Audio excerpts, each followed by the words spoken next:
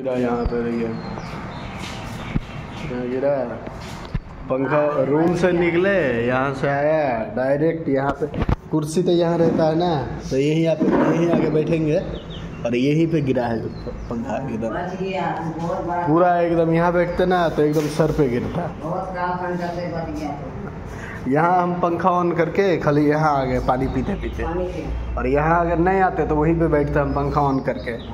बैठते तो पूरा सर पे गिरता है, पूरा सर फोड़ देता है। अभी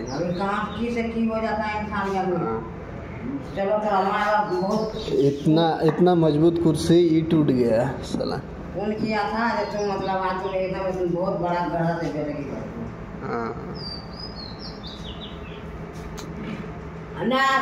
आवाज करा ना सुबह में। अरे हम আসসালামু আলাইকুম ফ্রেন্ডস। তো সকাল সকাল আমি জাস্ট 2 সেকেন্ডের জন্য বেঁচে গেছি, না হলে আমার মাথা কি জানি না কি হয়ে যেত।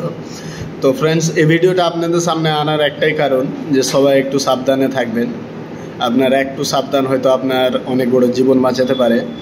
কিছু না, শুধু ওই নাটগুলো চেক করে নেবেন। যেমন আমার এই ফ্যানটা দেখতে পাচ্ছেন যে উপরের নাটটা ভেঙে গেছে, ওটার জন্য এই ফ্যানটা পড়ে গেছে। হ্যাঁ, তো একটু সাবধানের জন্য আপনার বাড়ির বড় দুর্ঘটনা থেকে আপনি বাঁচতে পারেন।